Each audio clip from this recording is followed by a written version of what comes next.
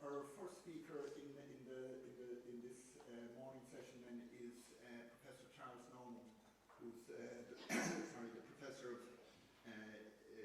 in the Department of Health Policy and Management in Trinity. Charles has been in Trinity for some time. Before that, he was a professor of health economics at the London School of Hygiene and Tropical Medicine, and he's also been a professor in Queen's in New York and in Stirling. He's also got experience in hospital management and is currently on the board on St James Hospital and Trinity Health Ireland. Much of his work is on the evaluation of treatment and services, and he's particularly interested in neonatal technologies, heart disease and the major cancers. And you see there from the title that Charles is the Edward Kennedy Professor of Health Policy and Management, and I think it's very appropriate that Edward Kennedy's name is associated with that chair and with someone of Charles' stature, because I don't think we might appreciate fully here, but Edward Kennedy's main contribution to politics in America was in the area of health policy. And if you ever heard Edward Kennedy talk, or Ted Kennedy talk with passion about healthcare, it was very inspiring. One of the things that we're anxious in the health economics group here in Galway is that we inspire young people with ideas about health and with the importance of health. So it's very appropriate, as I say, that Charles is not just any professor, he's the Edward Kennedy Professor of Health Policy and Management. Charles.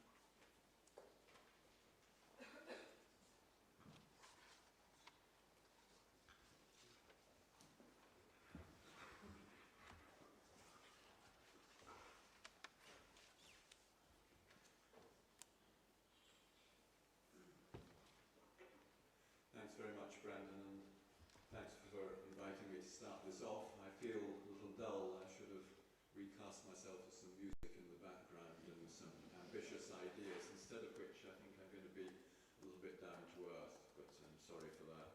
And if I'm a bit boring on a Tuesday morning, you will be forgiving me for allowing you to sleep through some of this morning's session.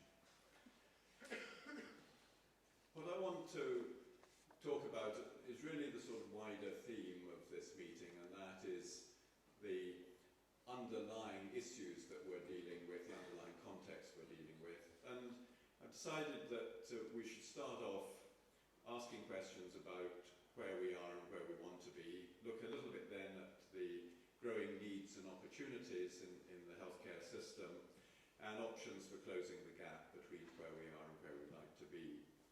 And I'll be looking therefore at more money from collective sources, or more money in fees and charges and things, but also about doing more for less and the extent to which we can hope to mobilise the necessary resources through doing what we do better. And I ended up, and you'll have to wait and see what I mean by learning from Bob the Builder, but any of you who've got children under 10 will, I'm sure, be familiar with the slogan that follows from that. So what in Ireland are we good at the moment? Well, we're mostly good on emergency care. I always think it's quite funny that the headline news is always about the crisis in emergency departments, but actually in terms of producing pretty decent outcomes and managing those cases pretty well, that's one of the good news stories really. And there may be some process problems, but the overall emergency care is quite well done. We're moderately good at elective care, but very uneven. There are some people who get pretty good access to pretty much what they need, pretty much when they need it. There are other people who have inappropriate waits and inappropriate constraints to access. Particularly for people who are not insured, the problems can be longer waits and difficulty getting access, and possibly not getting access at all. The situation with primary care and GP care is very mixed. There are barriers to access and there are a lot of deficiencies in delivery, but there are also pockets of really very good delivery and very good access. So again, it's a mixed picture. Where I think we do worst is around the provision of services in the community. Very often people ignore this almost altogether. We talk a lot about GP care, but GP care only really works in the chronic disease management area if it's backed up with serious capacity to provide the other community-based services. And that's where we're particularly bad. I'm very conscious of this, even within our own family.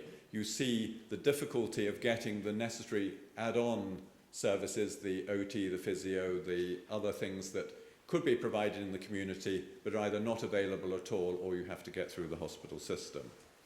And then we've got a number of areas what I just call nonsenses. I like to be scientific about this. These are nonsenses where you could do a better job at a lower cost. And I've often told the story of the mental health patient I met who chose to go at very high expense to a private hospital for his treatment once a month because he got that free on his VHI. And if he'd gone to the GP to get the same treatment, it would have cost him €55. And he said to me, I may have mental health problems, but I'm not stupid. And I think the fact that people are not stupid leads to a lot of the misuse of the services we see. So where would we want to be? Well, we'd like to be a little bit better on emergency care.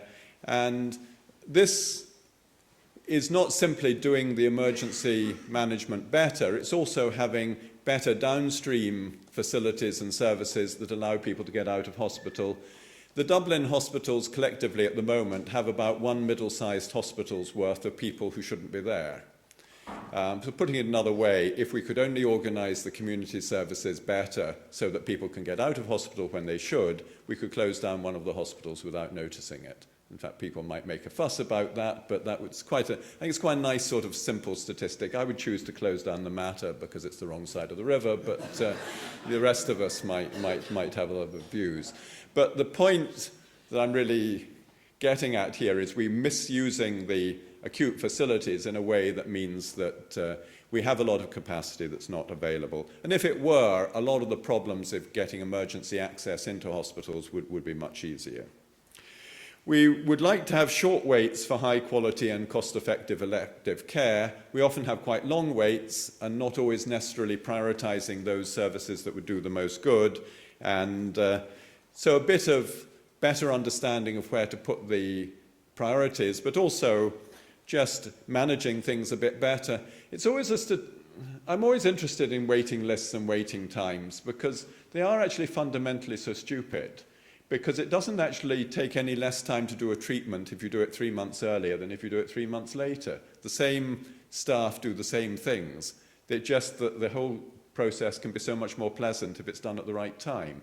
So in some ways, this is purely a management problem, just getting ways of managing the flows so that people are seen in a timely way rather than after long delays. But we would also want more community-based and proactive chronic disease management with more teamwork, using a fuller range of disciplines. I'm going to be talking a little bit more about this in a few minutes because very simple changes make a huge difference. And I'm going to be talking about a couple of changes that we've been working on recently, which show just how much you can improve the delivery of service at no significant cost if you just reorganize the team in a more satisfactory way. And we'd like enough resources for the limited demographic pressures, and the demographic pressures are very limited. They're there, but they're not huge, but also to allow useful innovations to come in. And how do we manage there to be enough resources to bring in the useful innovations that appear? And I think we're all aware of both drug treatments and various new techniques and surgical procedures which should be brought in because they clearly can demonstrate their cost effectiveness, but we've been slow to allow access to some of those things. So I want to talk a little bit then first about the growing needs and opportunities. First of all, how important is ageing? Well, actually we know roughly how important ageing is. In the area of hospital care, ageing contributes around about 2% of cost pressures per year. That's to say, if we had an additional 2% per year, the pure effects of ageing, I don't mean the effects of there being lots of old people, I mean the effects of there being more old people, would be about 2% extra per year. It's not very much, but without that extra money, as we've seen over the last few years, with the ageing population and no increase, and indeed in many cases big decreases, what we've seen is those pressures growing. But they're not actually unmanageable pressures if we manage them. I'd say about 2% a year is a reasonable estimate of what the hospital system will require. But, and this is the big but, the big pressures are not going to come in the hospital system. The big pressures will come from increasing numbers of people who are frail and elderly, who need support, but who don't immediately need medical care. And the studies there would suggest that it will be more than a 2% per annum increase will be needed in that element of the healthcare budget, or health and social care budget, in order to support people satisfactorily to live outside of their homes. So I think it's very important to understand that the real cost pressures in the health system are not going to come around where we most visibly see it, in the hospital care system, where I think, I say, once we're at a steady state, a 2% annual increase in the hospital budgets would just about accommodate the growing needs. But in the support in the community that helps people stay out of hospital. But I want particularly to put in a plug for older people. You know, I'm lucky because I look so much younger than my years, but when I turned 60, I suddenly started thinking slightly differently about these things. And you realize, you know, the gap between being a bright young thing and eligible for early retirement is now only about 2 years. And I passed that 2 years some time ago. So when you look at what are older people needing, you should also be looking at what are older people contributing. And I think the good news there is an awful lot. Most of the care of older people is by other older people. We often think of the care burden as being younger people looking after their elderly relatives and neighbours. But in fact, the largest component of care of older people is coming from other older people. And the good news is there are more carers coming in as well as more people needed to care.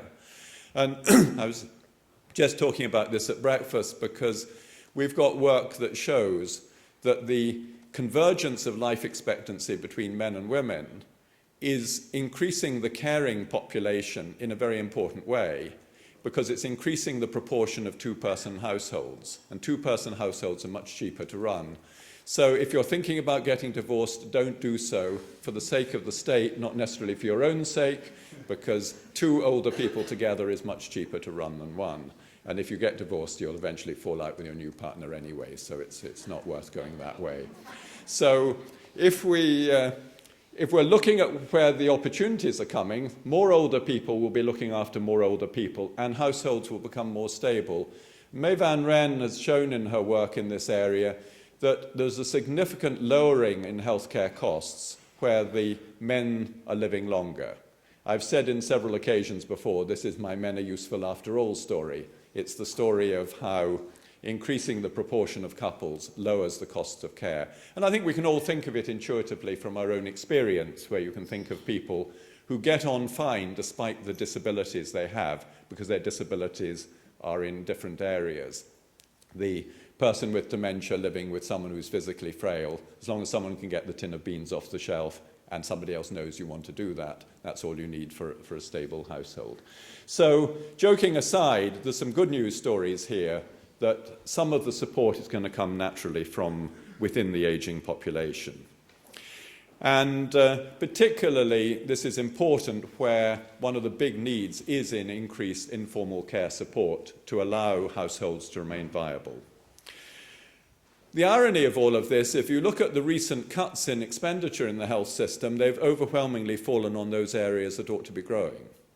So we've got a perfect mismatch in that the cutbacks in provision of community services in home help care have been exactly where the growing demands are most rapid. So we've just got that perfectly wrong. And it all comes back to the fact that we tend to cut where we can, not where we should. And it's easy to cut back on community services, people with short contracts, people with relatively low status in the system. It's very much more difficult to impose cuts elsewhere in the system. However, the growing opportunities are also coming from the fact that increasingly previously untreatable disease is now treatable. And as a result of that, there are pressures that are coming simply because we can now do something about things which previously we couldn't do anything about. So, sorry, Anne. This terrible thing if you come to the west to this wet weather, you know, you get all the diseases that they breed over here. Thank you.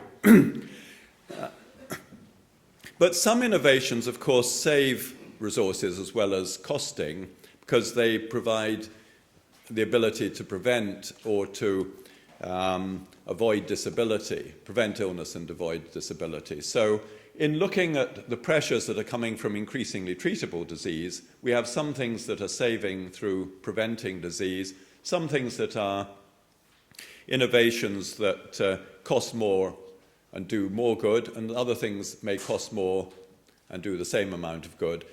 And the critical thing here, as we're going to be hearing later in the day, is we've got to get into an evaluation culture where we look at these growing opportunities and don't just say, there are a whole lot of growing opportunities, we must lie down and play dead and say anything that's available should be done. We should be looking critically and carefully at what they are. So the key issue, I think, around the growing opportunities is to manage and evaluate the growing possibilities we have, and to do that in rigorous and public ways, and to try and engage the population in serious discussion about priority setting, rather than having this as a fudge that we've so traditionally had. So how can we pay for all of this? Well, the best estimates are that the current public expenditure on healthcare in Ireland is not very far off the average of similar countries. It may be a little low, it may be about the same. One of the problems is, as we know, the comparisons using GDP are very unreliable because GDP in Ireland doesn't reflect national income the way that it does in other countries. However, we're probably a little, a little on the low side, but we're not particularly out of line. So that really the odd thing about public expenditure in the health system in Ireland is not how much is spent, but how it's spent. Because it's one of the few countries where there is no universal access to primary care and to community health services. There's only universal access to subsidised hospital care. And although I would argue that we probably should be increasing slightly the public expenditure on healthcare, it's not very far out of line with what other countries are doing. Free GP care would cost about 350 to 400 million per year if we were to introduce that across the population as a whole.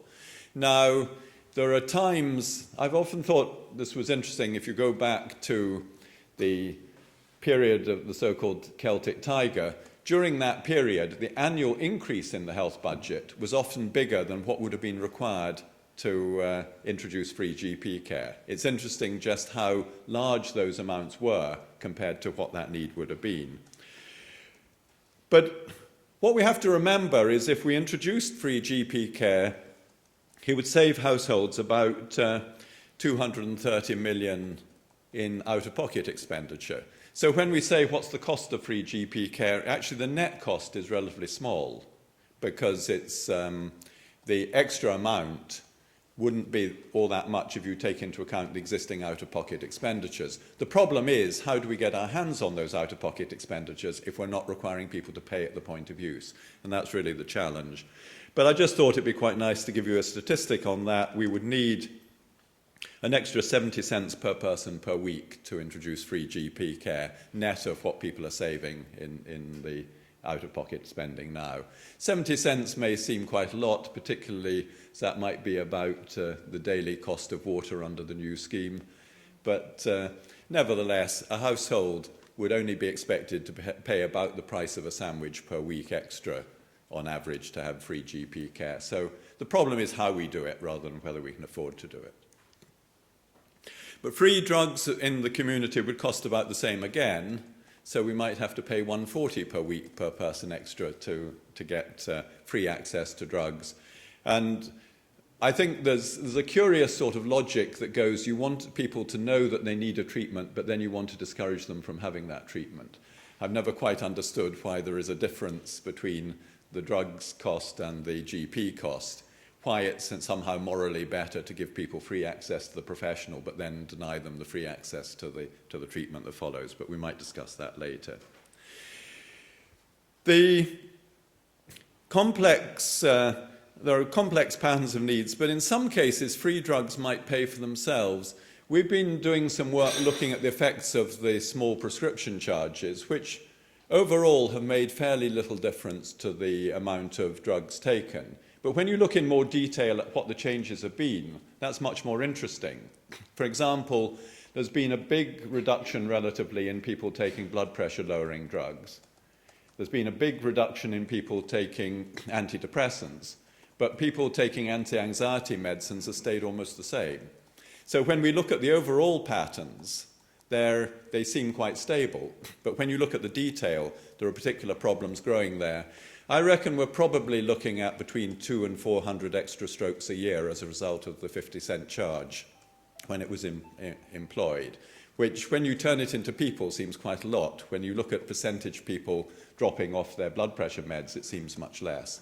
So I think we've got to be a little careful that sometimes charging doesn't save you money after all, because as we know, a stroke case costs about $250,000 to look after, over the remaining lifetime of that individual, quite apart from the fact that stroke's not very nice.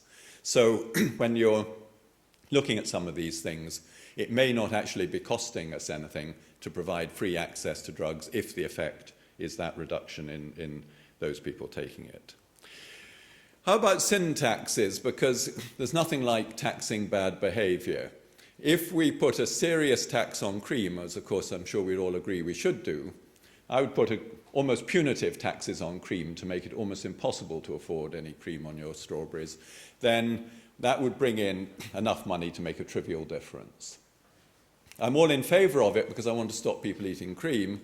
I know you all thought I was going to say cigarettes, but I wanted to talk about the real killer, not the historical one.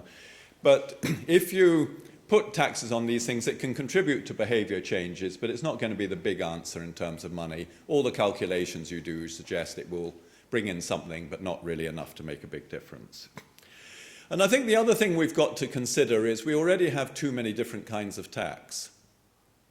Really, it's nearly as complicated as choosing in Dublin who should empty your dustbin. I don't know if anyone else who lives in Dublin has had that problem, but choosing the best deal for your dustbin takes 2 or 3 days of hard work to calculate on your spreadsheets how many litres of undifferentiated rubbish you throw out each day. I'm sure none of you know either the litres or the kilograms of rubbish you throw out each day.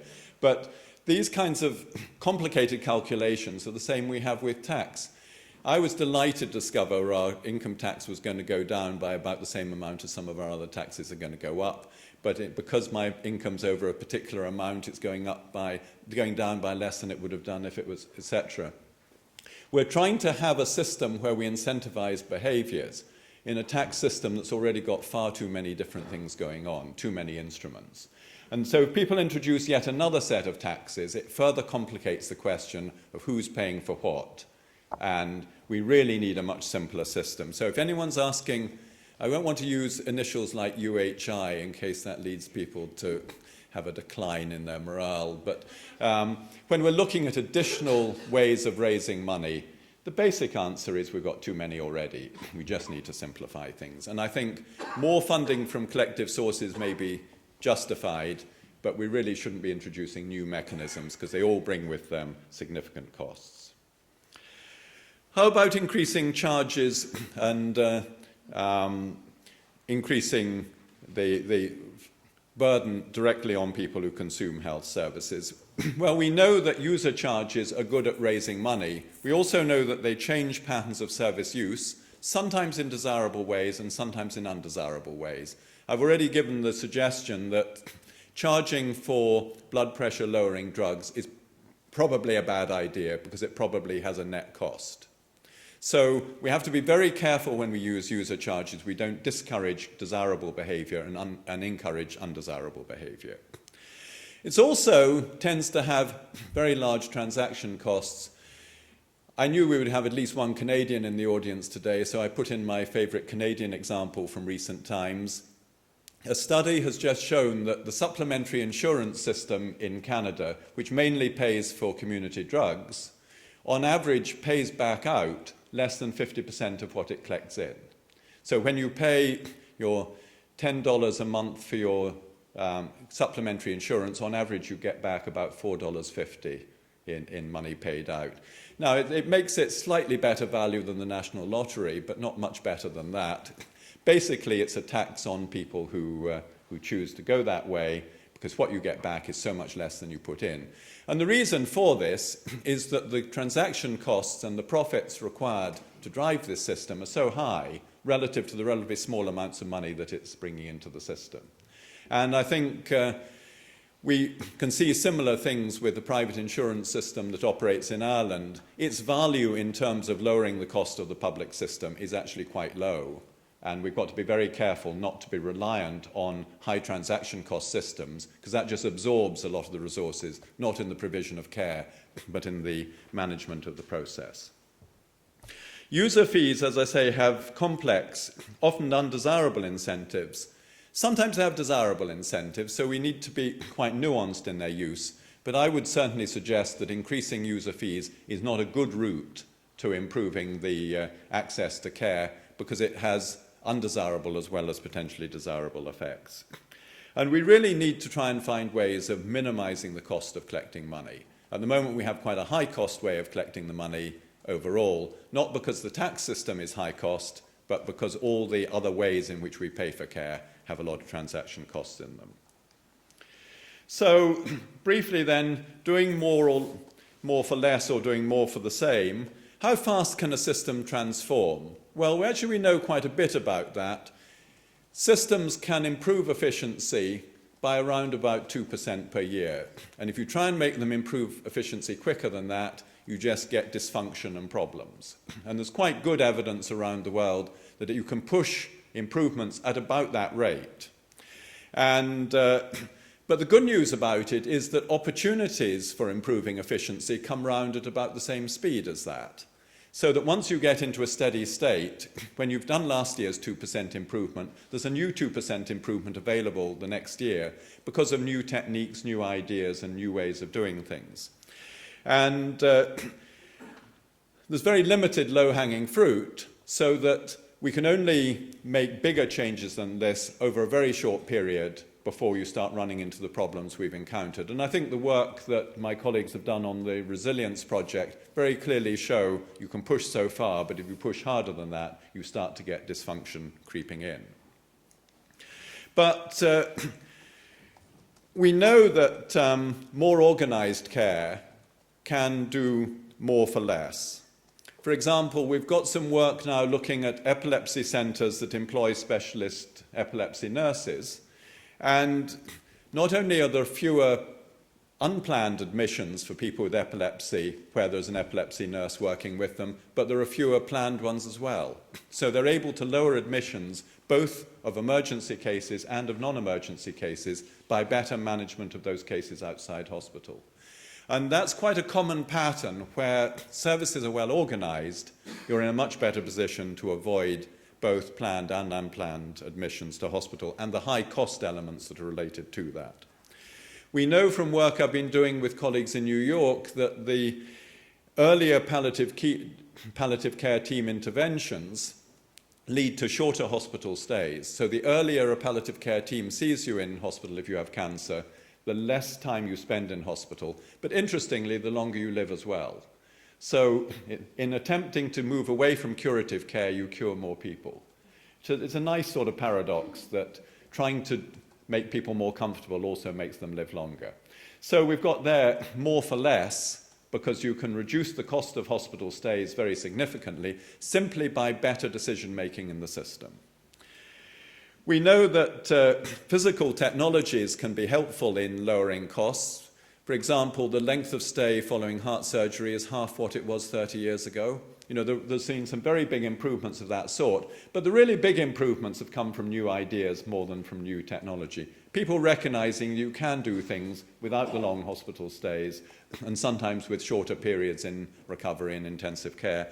Some of that's from better anesthetics and better technique, but a lot of it is simply people understanding that what they used to do was not very clever. I still remember visiting an old friend who was having a cataract operation and he had 9 days in hospital. Now you're lucky if you get 9 hours. In fact, you almost certainly wouldn't get 9 hours. So there's been a big change, and that's not a change in technique as much as it is just a change in understanding. So the bit you've been waiting for, those of you who were paying any attention right at the start. Well, morale at the moment is very low in the health system in Ireland, and ambition, I think, has been very limited. Getting to the end of the week has often been the most ambitious thing that people can feel there. Healthcare staff earn less and work more, and often work without the necessary systems. I'm always amazed how little we spend on good administration and good administrative support for people who are doing clinical roles. But when given a chance, very significant improvements have been evident as well. I think one of the interesting things about the recession has not only been how difficult it's been, but how amazing it's been in terms of some improvements in the efficiency and delivery of care. And we're hoping over the next few years to try and understand and monitor that more. But some of the improvements, I think, have been far in excess of what you would have expected. So when given a chance, very significant improvements have come, and people are doing the same or more for less. So I was thinking, what would be the good slogan at the end of it? And because it's the first one of the morning and it's Tuesday and it's a wet day, I want you all to join in the chorus if I say, can we do it? So there are enough people who have seen that. And if you've been paying attention, thank you very much for your attention.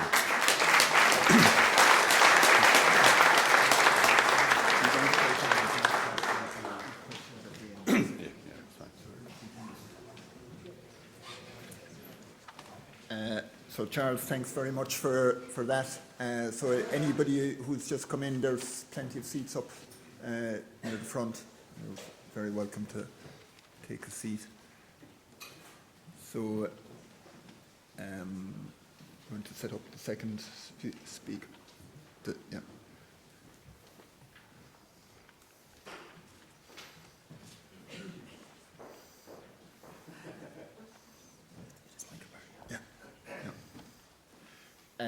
Okay, so thanks very much again to Charles for that. And if that was dull, I'd hate to hear what my students think about me. But so our second speaker is Professor Michael Barry, who is, well, he's a lot of different things, and I hope I get them all right because I'm under a little bit of pressure here. So he is first and foremost, he's a consultant clinical pharmacology, and he's the head of the Department of Pharmacology and Therapeutics at Trinity College. He's also probably best known in this audience as the clinical director of the National Centre for Pharmacoeconomics. He's had a very distinguished career in pharmacoeconomics, and culminating, for example, in that he's a past president of the ISPOR, the International Society for Pharmacoeconomics and Outcomes Research, and I'm sure some of you are going to their annual meeting in Amsterdam next week. Professor Barry is also, he's the chair of the New Drugs Committee and the Medication Safety Committee at St. James Hospital in Dublin, and in 2013 he was appointed as clinical lead for the HSE Medicines Management Programme. So his research areas that are relevant for this discussion particularly are in the cost effectiveness of high cost drugs of various kinds. And he's published widely in cost effectiveness research in Ireland and elsewhere. So Mike, you're very welcome here.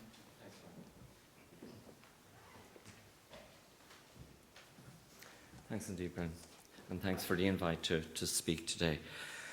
I'm glad that St. James's hasn't been closed down, so I've got somewhere to go when I finish. Let me see. Yeah, Ben was quite generous, and he said, speak about anything you like, so I thought that's nice. So the topic is current challenges of affordability in healthcare in Ireland, and discuss the role of health economic evaluation. And I'm going to spend a little bit of time on economic evaluation in relation to drugs, devices and treatment programs. I'm going to concentrate mainly on drugs. So the title of my talk is Economic Evaluation and Access to Medicines in the Irish Healthcare Setting. What we're going to look at is HTA pharmaceuticals, looking at economic evaluation, and a mention about the cost effectiveness threshold, issues with negative HTAs, what happens when we say no, challenges and indeed opportunity cost, affordability, a brief mention about reference pricing, and then a mention about the medicines management programme. So When considering the pricing and reimbursement of new medicines, there are two questions. There used to only be one, and it was the one that you see there, is it value for money? But in recent years, the other question is, can we afford it? And the value for money proposition has always been there, but the affordability issue first came to light in 2008 when we looked at the HPV cervical cancer vaccine. Even though it was cost effective, the issue was it wasn't covered, and that was the affordability issue, Minister Harney at the time. Eventually it was, of course, following a price reduction. The National Centre for Pharmacoeconomics conducts the HTAs in relation to pharmaceutical products for the HSE.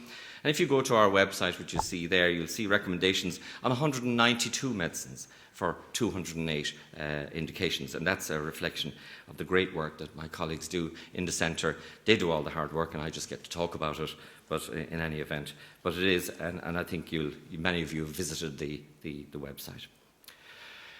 In relation to economic evaluation, explicit cost-effectiveness analysis informing decisions, Mark Sculfer looked at this at ISPOR, and he highlighted 7 countries, and I'm pleased to say that we're in there. And cost-effectiveness really does impact in this country in relation to medicines, coverage, and indeed access to same. You'll see the other countries there. And I suppose it first came in the EFA agreement in 2006 on the 1st of September. And again, the wording is the same following the recent agreement in 2012, where the HSE reserves the right to assess new and existing technologies. And I think existing is an important one at the moment because we're looking at drugs, which I'm going to mention later, which have been covered for many years, and yet we've real concerns about that. Also, we look at high cost and have a significant budget impact. The really interesting thing here is we're not going to tell you about what high cost means, and we won't tell you about significant budget impact either, but these are the things that we look at. It's about €1 million per year. This is the process, and I'm not going to spend too much time on it, but it really begins with price application by the manufacturer, and then we look at the rapid review process, which has served us really well. And that's to decide, do we really need to look at a full HTA, health technology assessment, or not? If the answer is yes, then we go into a full HTA. There are about 16 of them per year, and we have a 90-day time frame, and this is a clock on, clock off. So, for example, if we look at the dossier that's submitted by the industry, and the dossiers are getting increasingly complex and of high quality, I have to say, and if we have questions, we send it back to the industry and we turn off the clock. When they get back to us, we start again.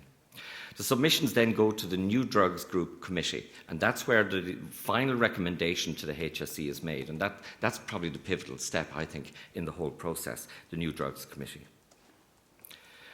Looking at our activity over the years, you'll see that it's increasing significantly, and already this year we have looked at 54 products.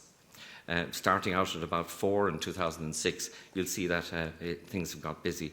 I suppose it's a reflection on the fact that there are lots of new products coming along the way, but it does make our life rather challenging. In relation to economic evaluation, usually 2 types, either cost effectiveness or cost utility, predominantly cost utility in relation to pharmaceuticals. That's where the inputs are in euros and the outcomes are in utilities, the quality adjusted life year most commonly. So cost per quality, and you'll see that there. Our threshold at the moment is €45,000 per quality adjusted life year. You may agree or disagree with that, but that's the way it is, and that's the agreement with the industry. As you know, a few years ago, it used to be €20,000 per quality adjusted life year. My feeling is that the current threshold is too high, and it doesn't actually capture the budget impact of a technology. So you might have a technology that would be cost effective, but you're really not capturing the budget impact. You may have a mobile, if you like, cost effectiveness threshold, or it certainly needs to be lower, in my view, than €45,000. I'm sure we'll visit that one in the next EFA agreement, if there is one. What is the information that we give to the HSE? Well, we talk about the ICER, the incremental cost effectiveness ratio. Put in here an example, €15,000 per quality. We say about the probability of cost effectiveness. How likely is this product or this drug cost effective? Is it 60%? Is it 10%? Whatever. And then more recently, we've added another one. This is the expected value of perfect information, and this will be familiar to those of you who are doing health economics. This, I put simply, is this tells you what's happening if you get the decision wrong. And essentially what it does is it looks at, it's coming from the PSA, the probabilistic sensitivity analysis, and it really is an indication, should we get more information? Where do we put it? Is it into costs? Is it into outcomes? But it's an interesting one. Before I came here, I had a look at what we were doing this year. And you'll see here, HTA is not required and reimbursement recommended about 53%. So over half the products that cross our desk, we'll wave them through. We'll say yes. A full HTA in about 22%, and then we will say reimbursement not recommended in about 24% of cases. But the wording here is important. And in some of those cases, 5 of the 13, we said at the submitted price. And that means, of course, that given a proper price or a reasonable price, we'll say yes. And there are some products that you wouldn't recommend even if you got them for free. Of those that are not recommended, 7 of them are oncology products, and I'm going to come on to that in a minute. For those of you who are into health economics, and if you're not, I'm sorry, but what are the issues with negative HTAs? What are the things that give us problems? Incomplete modelling of the relevant clinical scenario. Abiraterone is an example recently, where we didn't get any, if you like, true modelling in the sense that looking at post-abiraterone treatment, in other words, the use of carbetaxel. The validity of chosen health states, Sativex, for example, looking at the mild, moderate and severe spasticity, how were those health states generated? We had problems with that. Uncertainty around the natural history of disease progression, and that's teriflunomide, and I know that Emer is here and has done a lot of work in relation to MS, fantastic stuff.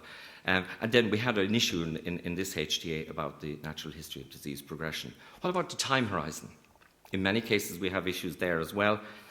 And then the choice of survival model used to extrapolate progression-free survival and overall survival. This is a big one for us. So how do you model this out? And depending on how you model it, it impacts on the cost effectiveness. So that's one we pay particular attention to. And so when you use a modelling technique to extrapolate out, we want to know why you used it, how you used it, and when you used it. What about efficacy?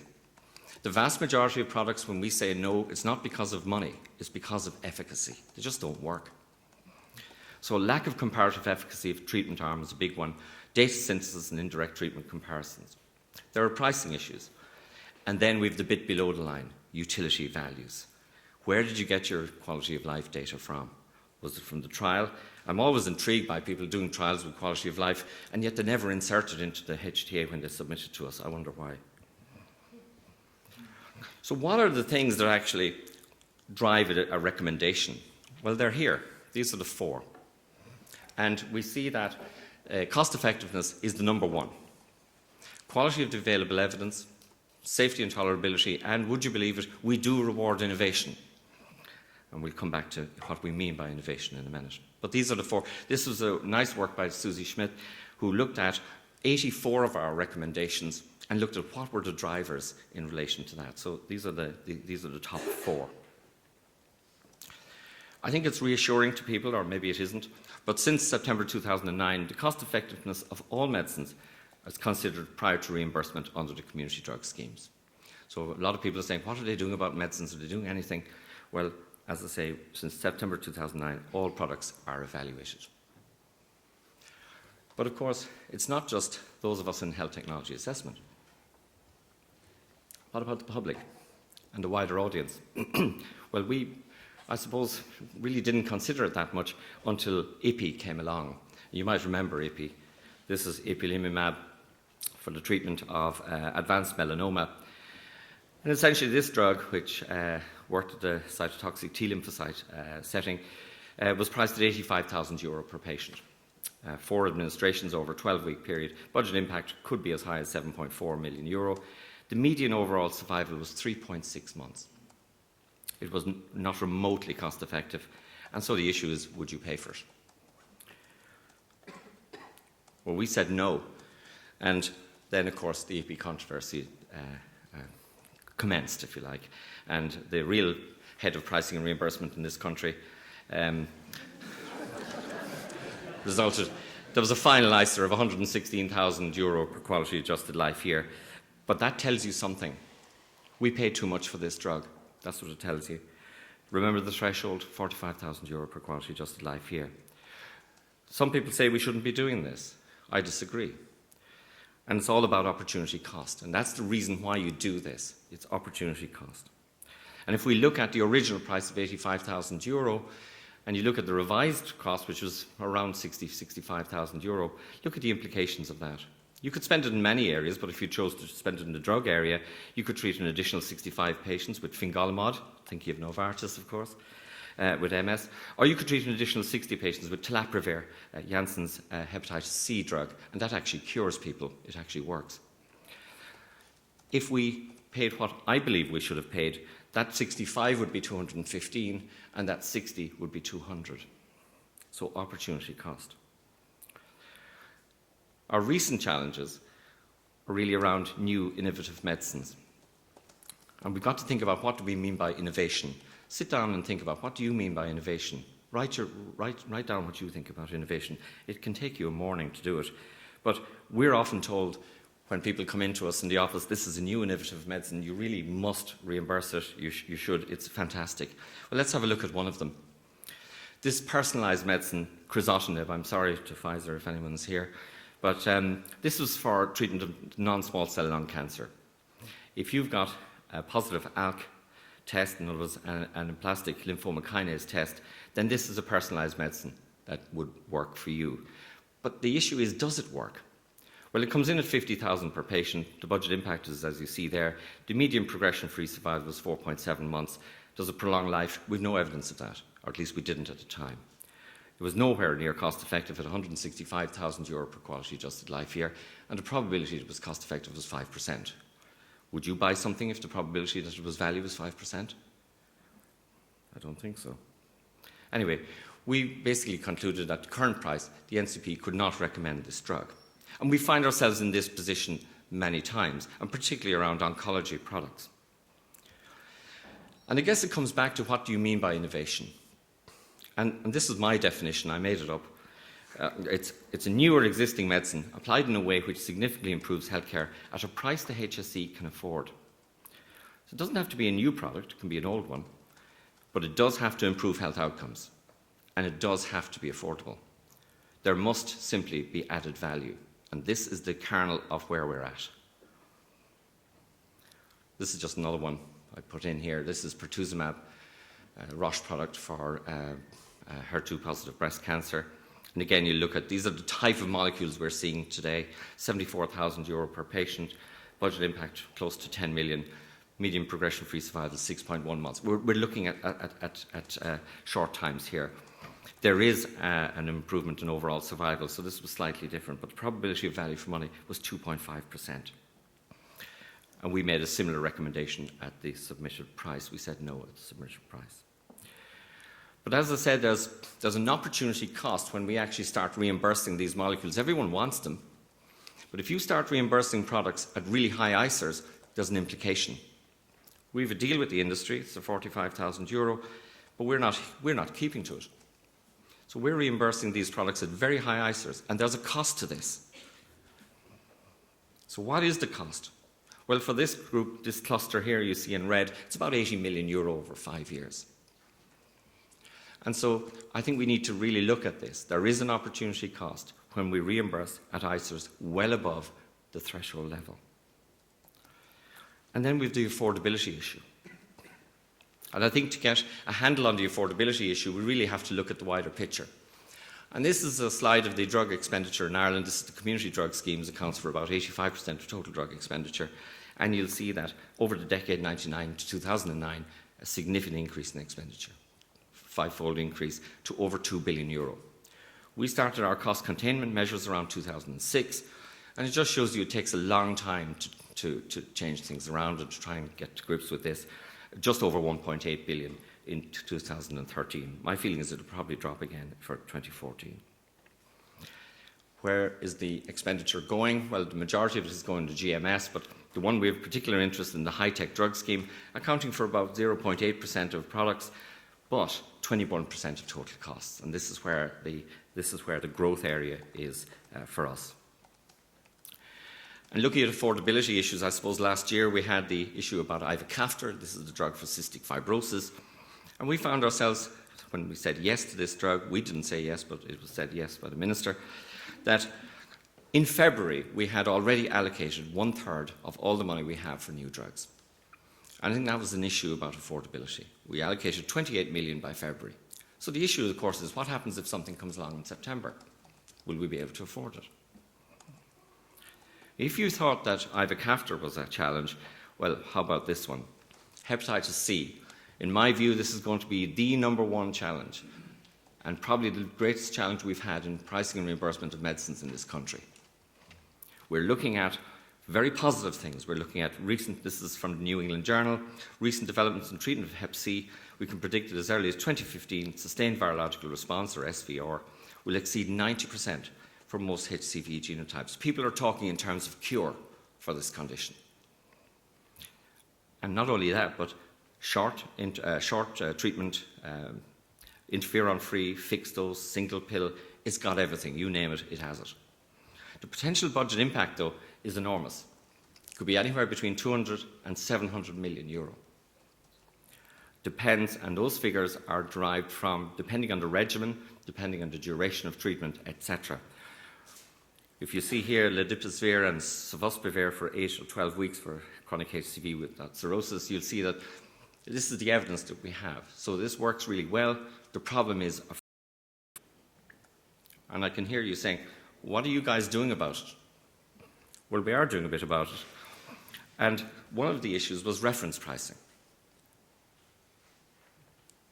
We've had a fractured pharmaceutical market in this country for many years, where we spent, not only we rewarded new drugs reasonably well, but we also paid above and beyond for off-patent medicines.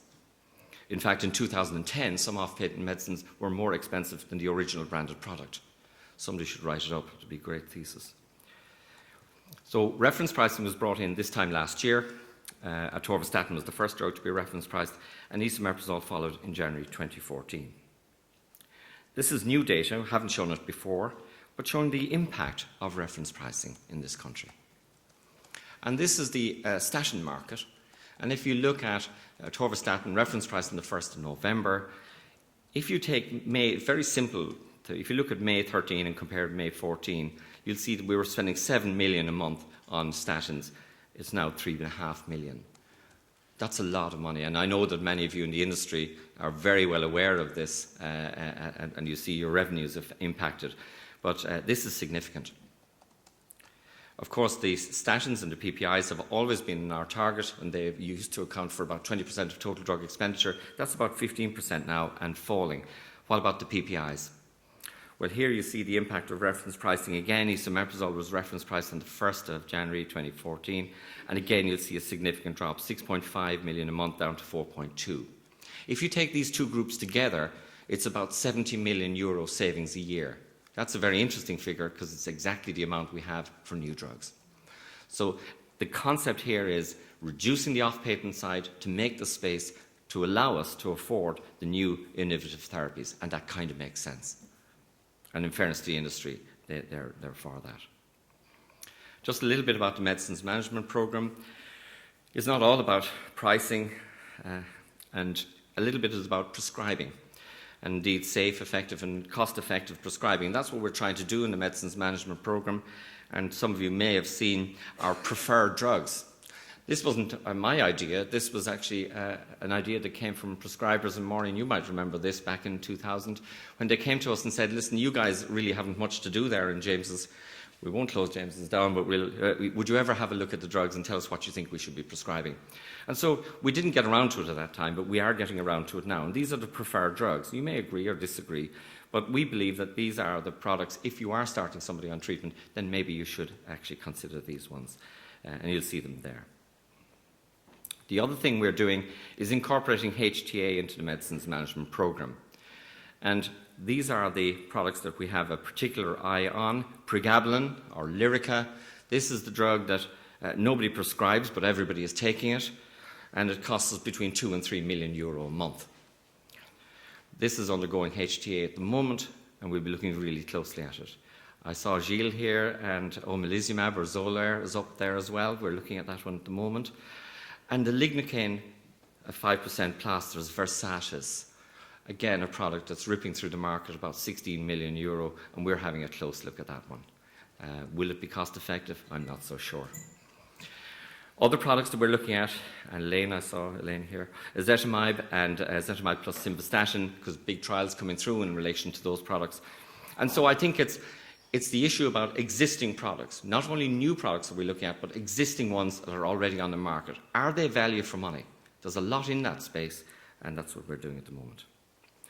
So affordability, it's the issue. And I think that when you look at it, was a nice article by Paul Sullivan in Lancet Oncology, challenging the cancer profession, but I would actually go further, and I'd challenge those of us in the medical profession and in the industry.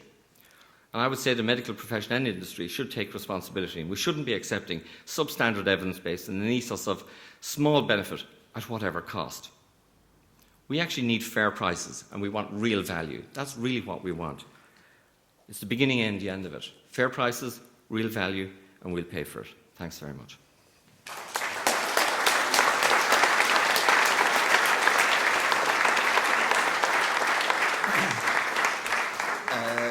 Thanks very much, Michael.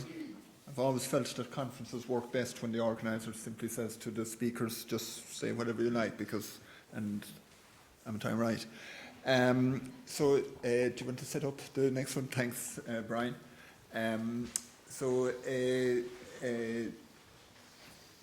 Thanks very much again, Michael, for that. And so our next speaker now is Dr. Maureen Ryan. Maureen is the Director of HTA at HIQA, the Health Information and Quality Authority, and she's also the Acting Deputy Chief Executive there. She's joined HIQA as the Director of HTA in September 2007. Before that, she worked at, as Michael has referred to, as the National Centre for Pharmacoeconomics. And at St. James, I should say that I'm a little troubled at all this reference to closing of St. James, because I'm involved in some research there with colleagues there, and my own career would be, plummet if that fine hospital ever closed. But Maureen she's very welcome here, and we're looking forward to it. Thanks, Brendan, and thanks to Brendan and to the University of Novartis for the opportunity to speak to you here today. The last time I was in Galway was to help in a small way with the establishment of the chair of HTA here at this university. And last night we heard a lot about how the university is strategically aligning itself with the strengths in the local economy, so strengths in ICT, in biotech and in medtech, and of course developing expertise in HTA aligns with that strategic objective. So it's great to come back and see the solid foundations that have been built here in HTA research and expertise. So you're getting another talk more or less in the same area around affordability of healthcare. And the other speakers have very clearly illuminated for us the challenges that we have with regard to diminishing health budgets. We're all well aware of substantial cuts to the health budget over the last number of years. And even in 2015, when we look like we're having a stability with the health budgets, it's not really, because of course there's continuing pressure on health budgets for lots of different reasons. So how can we create space for innovation? And people who work in HTA, that's what we're, I suppose, principally concerned about. So we've got increasing pressures on the health budget. Demographics, Charles mentioned them. Medical inflation. I was at a conference in Europe last week when a lead oncologist explained how the average cost of treatment regimens for a number of indications for cancer has increased tenfold over the last 10 years. So substantial increases in drug costs, but also in other technologies that we use in healthcare. In Ireland, we've had the impact of the moratorium of the Haddington Road Agreement and the staff recruitment moratorium. So a blunt instrument, effective in terms of cutting the staff budget, you might think, but for frontline positions, there hasn't been the option really to do without a number of those positions. So we filled them with agency and locum staff at substantially increased costs compared to if it had been permanent posts. But hopefully now that unintended consequence is being tackled. But if we spend money on staff without getting extra value for it, that's at the opportunity cost of expenditure elsewhere in the system. Earlier this year, we had the impact of the medical card eligibility review, and we had public outcry and leading to the reversal, I suppose, of that programme. And it was intended that look at the medical card eligibility would free up some space for innovation and for new treatments within the health service, but it's unlikely that we are going to see reduced expenditure on medical cards. If anything, we'll get increased expenditure as we expand access to the under sixes. And then, of course, we have a commitment to fund cost-effective drugs. So Michael mentioned the EFA agreement. And in the context of the EFA agreement, any drug for which the company can demonstrate robust evidence of cost-effectiveness below a stated threshold of €45,000 per quality-adjusted life year, according to the agreement, that drug will be reimbursed. But again, and we all know that with a fixed budget, that if we reimburse new drugs, it's at the expense of using that money to fund other technologies or other innovations. And Michael's not wrong when he says that the hepatitis C drugs come to the market are probably the biggest challenge that the healthcare system faces right now. Not just us, but also healthcare systems right across the developed world and the developing world. Because, of course, with an infection like hepatitis C, it has a disproportionate effect in the developing countries with regards to prevalence. But it's not a small problem here. The estimate for Ireland is that there are between 20 and 30,000 people who are infected with hepatitis C. Not all patients will be suitable for treatment, but these new drugs are a substantial therapeutic innovation in that they're well tolerated and that they are potentially curative. But they do come at a high cost, somewhere between 35 to 60,000 euros per treatment course. So we are talking about, if not hundreds of millions of expenditure, we're certainly talking about tens of millions of expenditure per year. So we're waiting with anticipation for the NCP review of Sofosbuvir. But if it shows results anything like some of the other agencies, the other HTA agencies across Europe, it's likely that at least in some subgroups of patients that the drug will be shown to be cost effective. And of course then, in terms of dealing with this, we're also waiting for the output from the expert advisory group on the multi-annual hepatitis C treatment plan that the Minister is putting in place. So yes, it's one of our biggest challenges, but there's a lot of work being done to try and inform that. So if we look at, we've looked at some of the challenges of affordability in healthcare, so enough talking about the problem, and I want to talk about the solution. And of course, coming from where I come from, I see that the solution is information. We live in the information revolution. It's a time for data, and it's a time for an evidence-based underpinned decision making. We can't do an awful lot from where I stand anyway around the budget that's available to spend on healthcare, but we certainly can do something to inform the decisions that are made about how we spend that healthcare budget and how we can improve the value that we derive from the budget that we have. So health technology assessment is one of the tools that we can use to do that. So we have limited resources, we have unlimited wants, and new technologies that come at a therapeutic advantage but almost invariably come at a higher cost.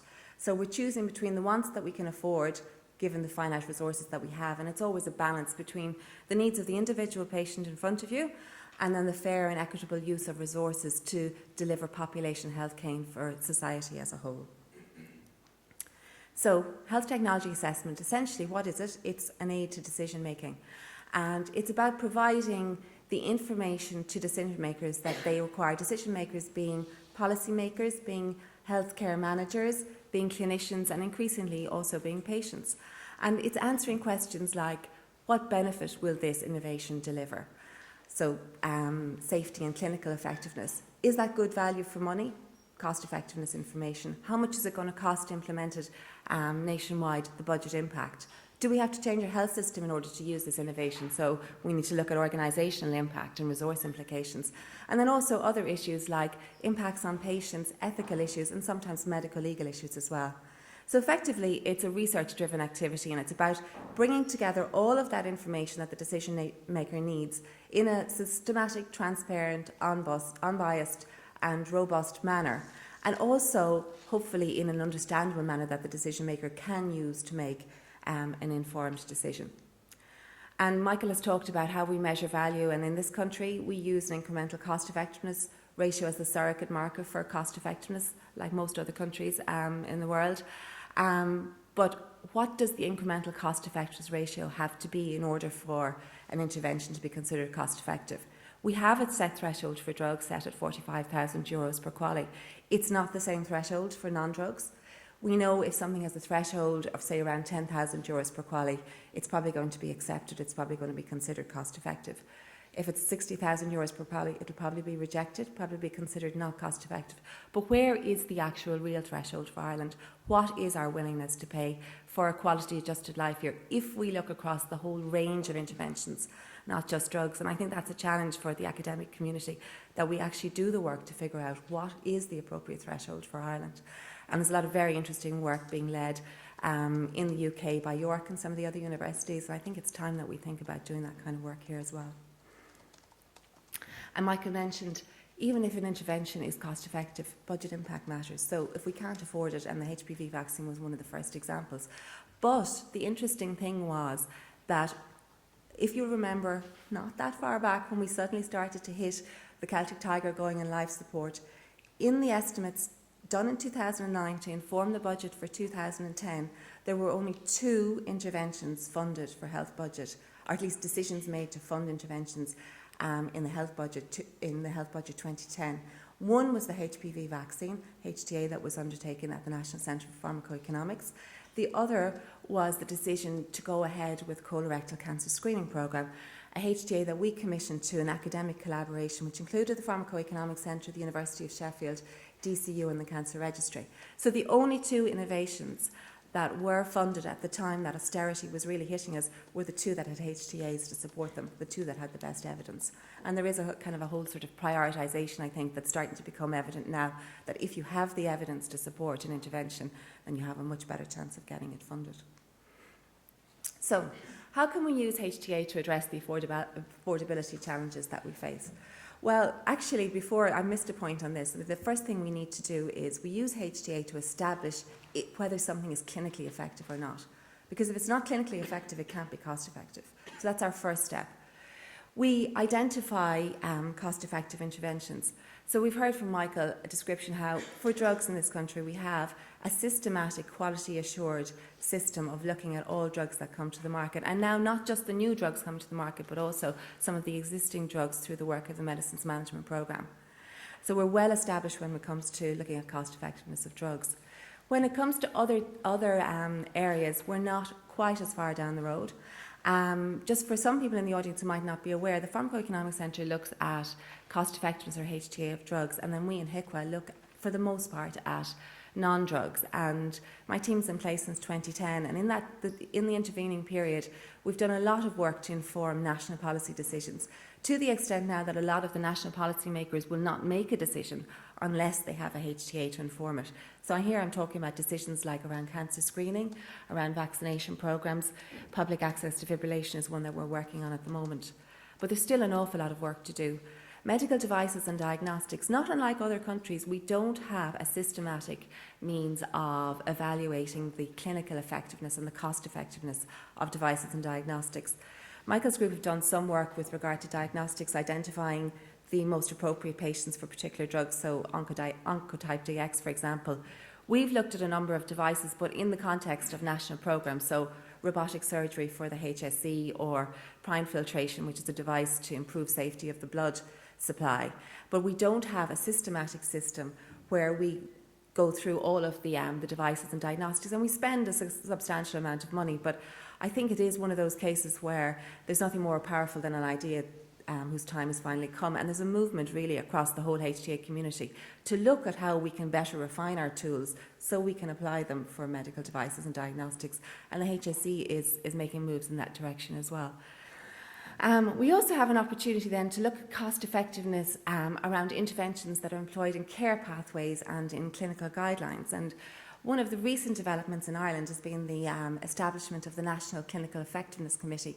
It's a ministerially appointed committee, and the role of the committee is that we have to look at clinical guidelines that have been developed mostly by the clinical care programmes in the HSE and recommend them to the Minister to be mandated as a national clinical guideline.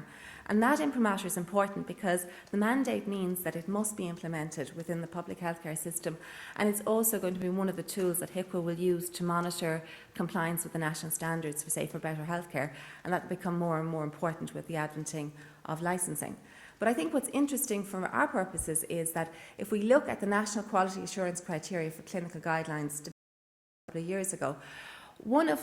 A number of the criteria relate to economics. So not only does the clinical guideline have to be based on best evidence of clinical effectiveness, it also has to demonstrate that the cost effectiveness of the interventions that are employed in the guideline, as well as looking at the resource impact and the budget impact. So this has been a very interesting way of mainstreaming, if you like, clinical effectiveness and budget impact with the clinical decision makers. And while it's acknowledged that there are skills deficiencies with regards to health economics, this will be music to the ears of some of the aspiring health economists in the audience. It has been a means, I suppose, of like knowledge transfer with this group. And in HICWA, we've been providing a lot of direct support to the clinical leads who are developing these guidelines to get them over the line. So then, budget impact. Well, the key thing here is that we have information. We have information about how much an intervention will cost, and we have detailed information that not only facilitates the decision around investment, but also, to a huge extent, facilitates implementation of a new technology as well. So a couple of examples. Deep brain stimulation is a technology which involves surgically implanting a device in a person's brain, and it's used to control symptoms of extreme Parkinson's disease, dystonia and essential tremor.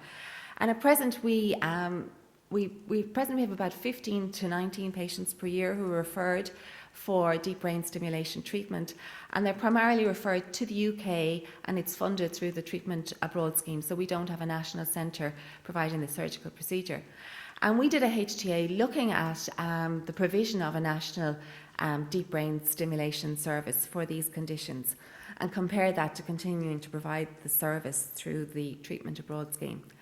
And what we found was that if we looked at the cost of a national deep brain stimulation programme compared to the current model where we fund it through the Treatment Abroad scheme, where we essentially purchased the procedure from the UK, it would cost €21,000 more per patient over 10 years to establish a national centre, translating into a budget impact of about an additional 1.84 million over 5 years. But the devil is, as often, in the detail. About 32% of Irish deep brain stimulation patients over the last number of years have had private health insurance. And for patients with private health insurance, the insurer pays a greater proportion of the cost of the DBS treatment if it's provided abroad than if the procedure was provided at home. And that's because the insurers will pay the total cost of the device and the procedure if it's provided abroad, whereas if it was provided at home, they pay the average per diem cost for every day spent in the hospital. So what happens if we take out the impact of private health insurance? Then we see that the increase in expenditure per patient over 10 years is reduced from 21,000 extra for the national programme to 4,000 extra. So, there's kind of interesting information to be gained from this. Now, the thing, though, that the budget impact analysis doesn't tell you, and what the beauty of HTA is that it looks across all the domains, is what this doesn't tell you. It doesn't tell you the impact on the patient.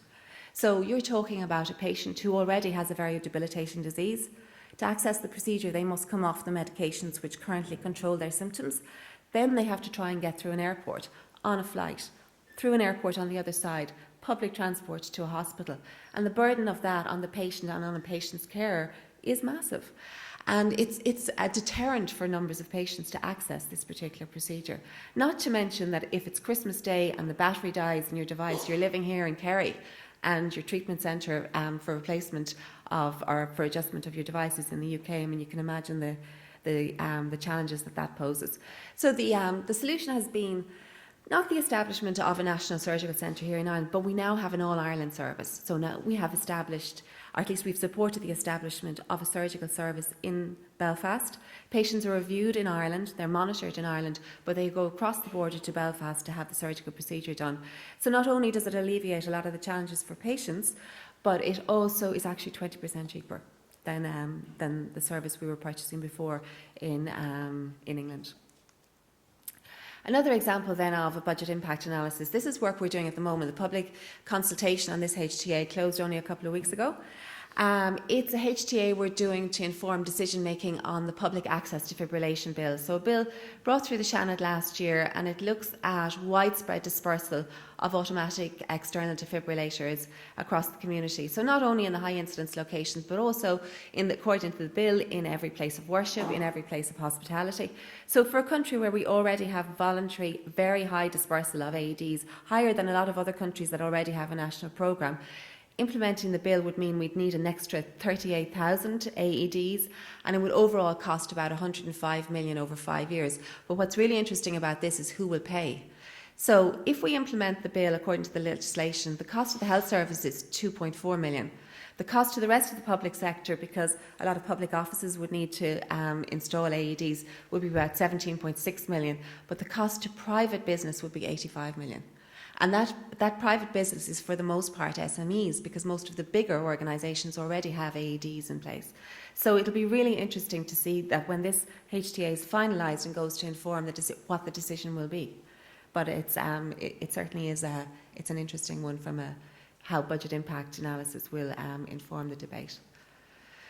I think cost-consequence analysis is an interesting way to present the evidence for decision makers. So it's how much is it going to cost and what's it actually going to give me? So colorectal cancer screening, with the model that was finally decided to implement, it costs about 12 to 15 million per year when it's fully implemented. And 10 years after implementation, it will be saving about 270 lives per year. As I said, that was one of the interventions that was agreed to fund in 2010 budget. Prime filtration of blood supply, which is using a filter to improve the safety of the blood supply, potentially decreasing the risk of transmitting VCJD. It would cost us 11 million per year to implement, and the HTA estimated it would save 2 lives over 10 years. That's one that we didn't implement. And then the public access defibrillation I've just mentioned, 105 million over 5 years, majority of the cost falling on private business, but it would save in the region of 10 lives per year. So then, better use of resources, and Charles mentioned that this is an area that we definitely have potential that we can improve on. And the HTA gives you a lot of the evidence to help you with better use of resources. So if we look at the public access defibrillation HTA, we can see that if we improve the utilisation of AEDs in public places through measures like linking the location of AEDs to the emergency services, through expanding training in CPR and AED use in the general population through public awareness, if we can increase the utilisation by 40% of AEDs in the most scaled back version of the programme that we looked at, then that programme has the potential to become cost effective and drop its ISR below 45,000 euros per QALY. So the HTA gives you the kind of information as to what do we need to do to improve cost effectiveness of interventions. This is another set of HTAs that we've been doing over the last 2 years for the HSC.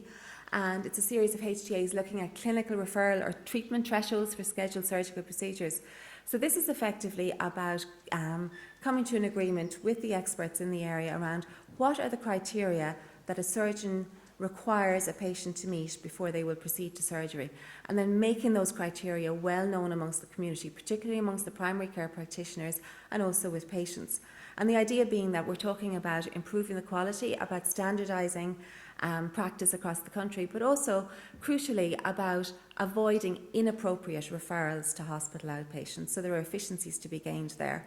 And say, for example, with ENT surgeons, we'll say that about 40% of patients who are referred from primary care for a tonsillectomy do not meet the stated criteria and are effectively inappropriate referrals. They refer back for management in primary care. So there is potential there. We all have heard about the waiting list, not only for the procedures, but also the waiting list to access outpatients. And there's potential that HTA work can help with better use of resources there as well. So what does all of this mean? Well, we bring it together, and then what it means is that we can have better informed decision making. And it's about having value-based healthcare and achieving the best outcomes for patients and for the population as a whole at the lowest cost. But then what are the challenges when it comes to doing this kind of work? Well, this would always have been my primary challenge up until very recently, skill sets. So we need skills in clinical evaluation, systematic literature review, biostats, programming, health economics, health services research, ethical and legal expertise and communication skills.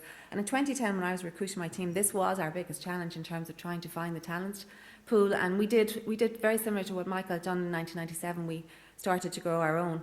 But it's good to be able to say now in 2014, we've just run a competition, and I was really impressed with not only the volume of applications that we got for a senior HTA analyst position, but also the quality of them. And I think, to be fair, that's a testament to the work that's going on in the academic centres, in the universities in terms of building these skill sets, and the HRB in terms of funding programmes like the HRB PhD Scholars Programme. So I think we're in a better place now with a view to being able to expand the use of HTA to guide decision making in this country. Quality assurance is always really important. I mean, it's a tenet of research, isn't it? Rubbish in, rubbish out. So we have to be really careful about how we apply our methodologies and how we quality assure the work that we do. Data quality and availability is a challenge in this country, but again, things are starting to improve. We have now the advent of money follows the patient, and I think that can only drive improvements with regard to evidence around healthcare resource use and also around unit cost data. But we also have challenges with regard to epidemiology and with regard to utility data. But again, that's also being addressed by some of our academic colleagues here in Galway and also in the National Centre for Pharmacoeconomics. We in HICWA produce national HTA guidelines, so we've guidelines on budget impact analysis, economic evaluation, evaluating clinical effectiveness, and another 2 guidelines that we've produced in the last year, and we've continued to build our portfolio of guidelines. And here it's talking about trying to standardise the way we do HTA in this country to best practice. So these guidelines are adhered to not only by ourselves. Michael is the chair of our scientific advisory group, and the guidelines also apply to manufacturers applying for reimbursement. And we also have, in our scientific advisory group, we have a wide representation of other people who work in HTA, so people in the universities and people in other groups who are working to produce this kind of... The idea is that we standardise how we do it so that the outputs are comparable, so that we can use the whole body of knowledge to inform better use of the entire health budget. And then efficient use of HTA. HTA is not cheap. It's actually relatively expensive to do a full comprehensive HTA. And in HICWA now, we find that the demand for HTA work is exceeding perhaps our capacity to deliver. So we're now implementing at the moment a prioritisation process. And that prioritisation process, the topics are informed by horizon scanning, but also then by the priorities amongst the key decision makers at a national level in the Department of Health and in the HSE, who are members of our prioritisation advisory group. And the kind of criteria we're looking at is looking at, well, what's the clinical impact that this particular intervention could deliver? What's the economic impact? What's the policy environment?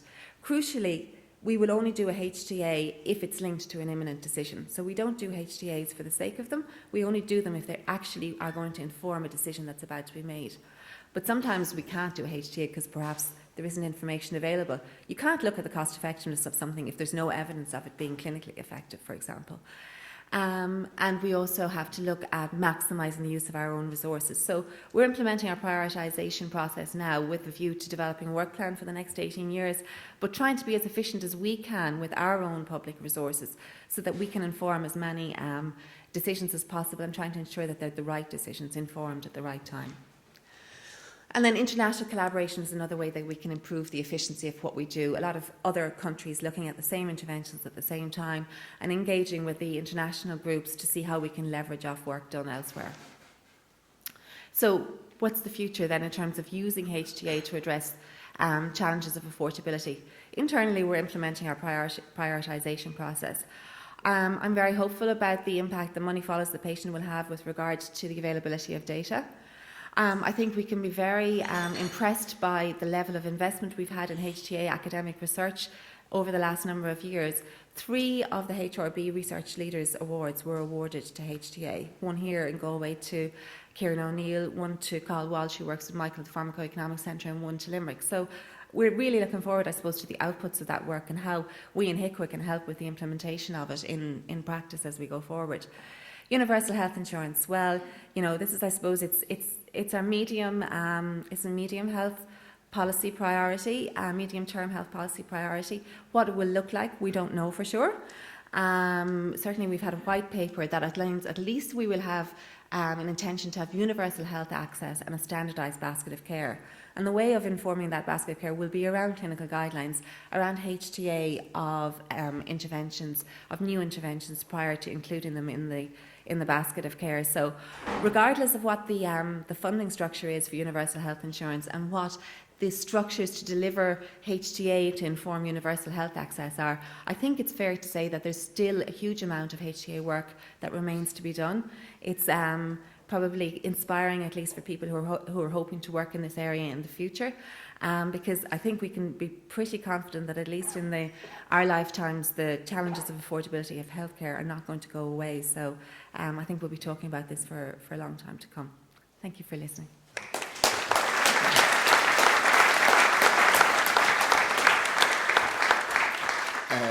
Thanks very much, Maureen. That's really interesting and very comprehensive talk.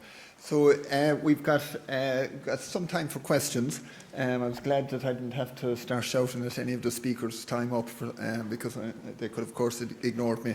But so I think the easiest thing is if the three speakers come up and are near this microphone, and then we've got two roving mics.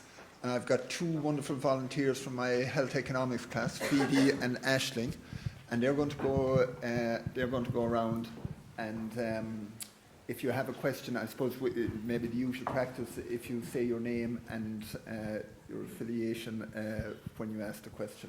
So, who'd like to start the ball rolling, please, with a question? Okay, one there. Thank you.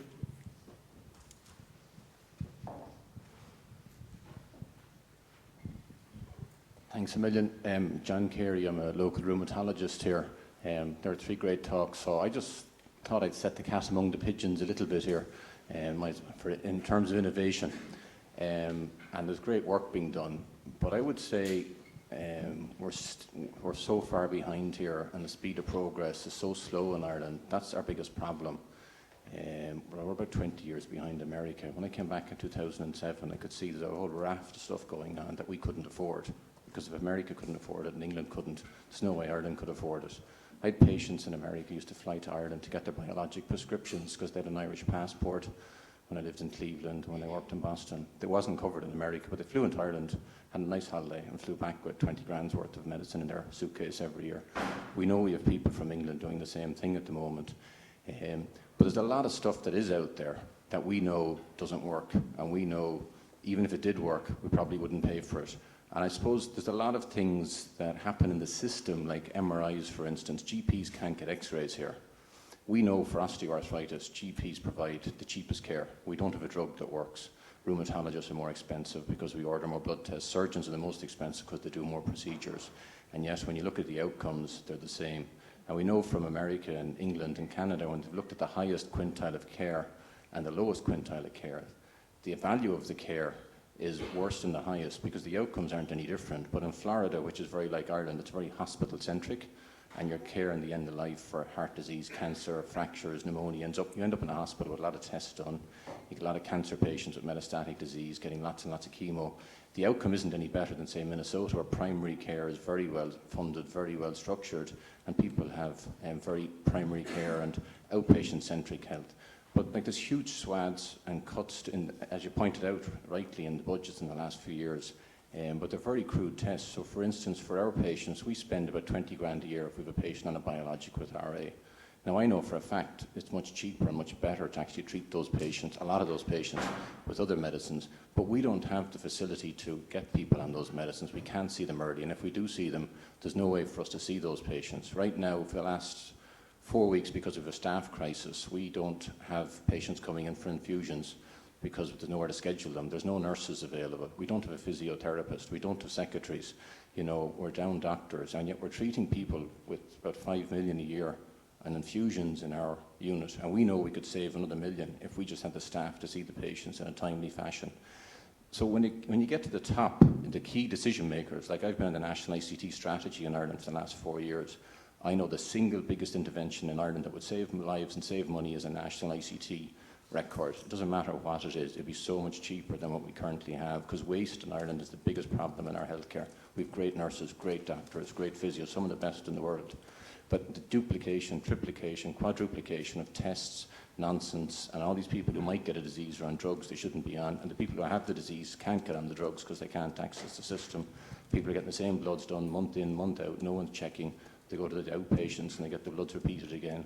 They get an MRIs done for free. There's a recent study from the workers' comp insurance scheme in America. It covers 43 states. If you get injured at work, you go under a special insurance scheme called workers' comp. If you get an early MRI is an MRI within the time frame recommended by a guide if you get back pain. So within 6 weeks, the cost of care at 2 years, your outcome's no better, is 54 times higher if you get an MRI within that 6 week time period. Now, if you're an epidemiologist and you get an odds ratio of 3, everyone goes, wow, we're going to save the world. Cholesterol predicts strokes, or blood pressure predicts heart attacks. If you're a geneticist and you get an odds ratio of 2, you've figured it all out. This is 54 times higher. And yet, I'll tell you what we see in Ireland. This is what America was like 20 years ago. We see people coming in all the time because their MRI is abnormal. Not because they needed one, but because they couldn't actually see a physio, or they couldn't see a doctor who could examine them properly and tell them they don't need all these tests done. So I would say our biggest driver of costs in Ireland isn't actually the drugs at the moment. It's all these false positive tests. It's inappropriate screening, inappropriate use of tests, and inappropriate use of our resources. And the people at the top are cutting the budgets. Is anybody looking at where we're going with this, or is anybody really seriously thinking, inviting the people who do know how to do these things at some level in the clinical scheme for all these big areas, as to where we're going to make decisions moving forward? John, thanks very much. There's a lot of stuff in that, and John and I, we met a couple of months ago, and we had some great conversations, and I was really happy to help John with a conference he organised on osteoporosis a few weeks ago.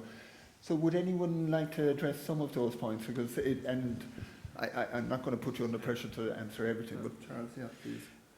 Well, I mean, if you don't mind waiting till 6 o'clock, we could probably sort out most of those questions. But I think there are quite a number of very important principles that we could start to think about that address a number of the points you're making.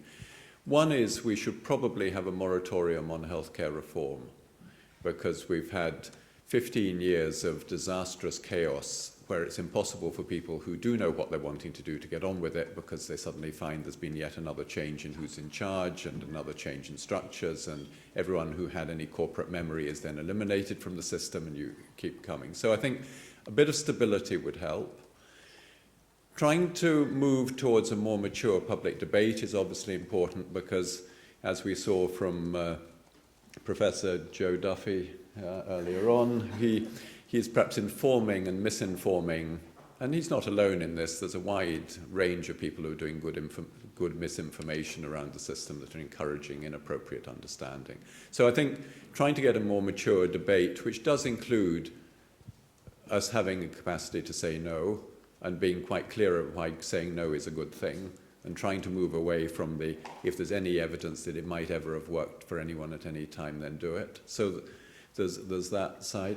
But I think when you're talking about the things that really could be done much better, an awful lot of those just require us to be painstaking in the change we make. So, for example, if you're looking at management of COPD or something of that sort, we actually know how to stop people going into hospital. We know how to prevent exacerbations. We just don't do it because we're geared up to manage the consequences rather than to prevent the thing happening in the first place. And if you look at the great thing about America at the moment is that things have became so bad that they've actually got some very good ideas coming into the system on how to do things better.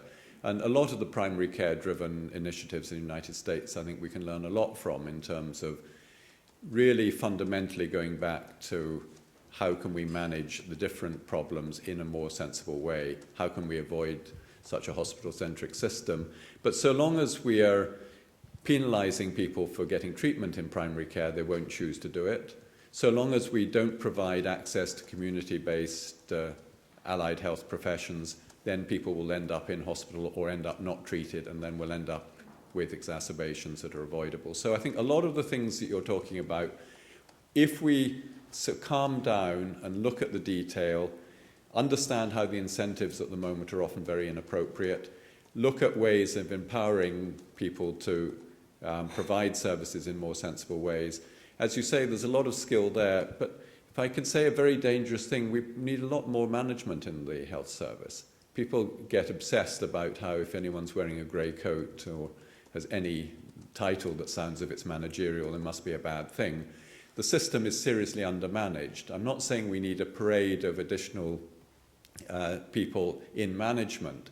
I'm just saying we need to look at the management of the system very carefully, because we've undermined and destroyed management systematically over the last 10, 15 years.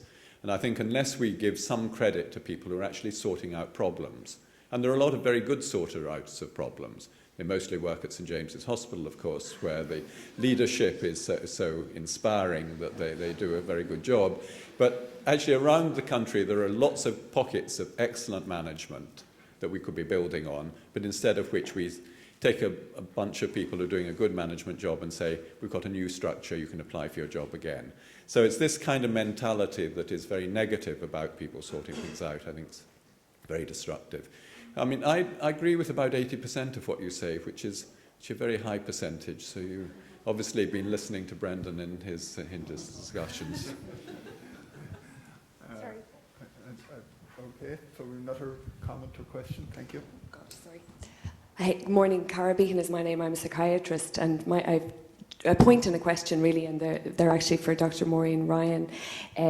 I work in mental health, so I'd like to set the stall if you're doing horizon scanning for mental health. I think it's an area that's really been underutilised, and if you think in terms of policy and economic impact, getting someone back to work when something like depression is so common would have a huge economic impact. I think sometimes it's very easy to evaluate a drug, but if you're evaluating a complex intervention, we need to do far more of that. And the question actually that I have for you then is in relation to, you mentioned information being the key to doing HTA, and that we have so much information available at our fingertips. And I'm really concerned about the legal implications of the changes in data protection, because I think we're not going to be able to do that research anymore. I do epidemiological research and it's just getting more and more impossible. Yeah, thank you for the comment and the question, and you're absolutely right. When it comes to, I'm not going to say that it's easy to do HTA of drugs that get murdered, and I worked with Michael for 10 years, so I know how challenging it is. But not that it's easy, but at least it is systematic. And at least you're dealing with a situation where the sponsor for the particular technology has done the work in terms of pulling together the evidence around the clinical effectiveness and the economic or the cost effectiveness. So it's very different to look at HTA of drugs and then to try and use that same methodology for complex interventions, because we expect when we do an economic evaluation, we're generally talking about we actually create the model from scratch, or at least sometimes we take a model from another group and we modify it for the Irish setting, but we're actually talking about doing the economic modelling. So it is challenging, but and mental health, you're right, it's one of those areas where it is a challenge to do the work.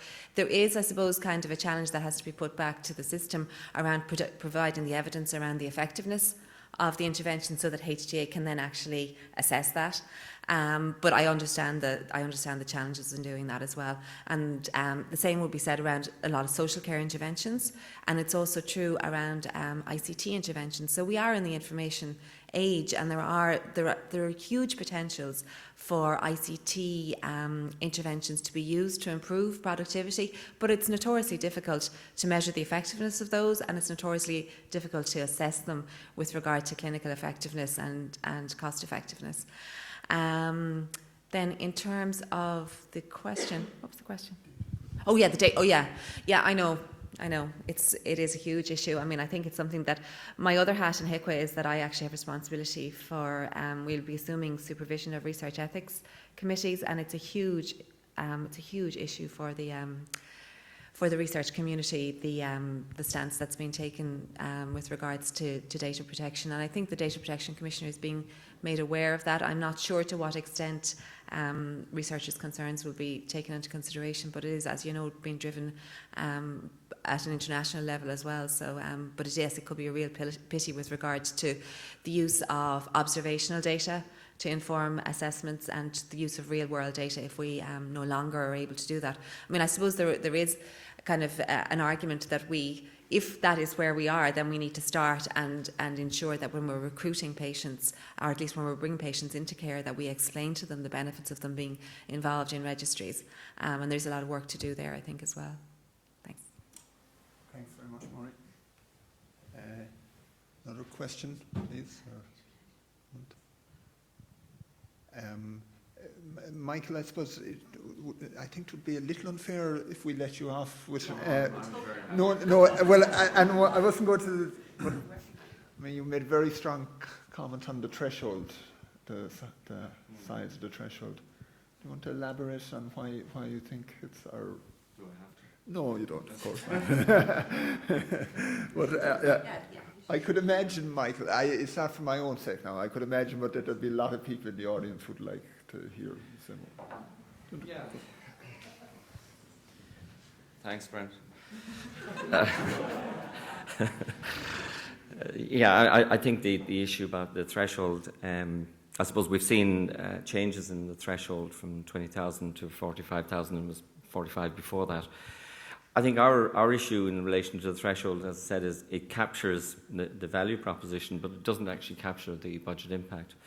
And so we look at, for example, new oral anticoagulants, which are very close to my heart. And these are drugs which have come under the threshold, but there is a significant budget impact, and we haven't captured that at all. And this is a group of drugs we could be spending up to €30 million in 12 months' time. And so we've not captured that. And I think if you look at work done in York, where they're looking at different thresholds for different disease areas, maybe that's the way to go. My own feeling is that it has to be a flexible threshold. But certainly I would see the renegotiated threshold would be lower. But again, it's trying to capture the budget impact versus the value proposition. I think that's the challenge for us. I know people may have their own views on this. Where do the decisions come from? Is it based on the size of the budget? Is it based on politics? Or is it based on the availability of data? Everything. The issue is, when we're looking at drugs, specifically looking at the value proposition, it really comes, and the industry do very well in their submissions to us. It really is looking at the clinical trial data, and then it's inputting in cost data, etc., into the models. So budget impact is slightly separate. So we're looking at the value proposition first of all, and then yes, budget impact comes into it. All of that goes to the New Drugs Committee, and the final recommendation takes everything into account. From our point of view, we tend to focus more on the cost effectiveness, and that's relating the figures, if you like, the euros to clinical trial data. As I mentioned earlier on, when we say no, it's usually not about money, it's about clinical efficacy. And as Maureen mentioned, if it's not clinically effective, it can't be cost effective, and that is very often the case. So it's not just about looking at budgets.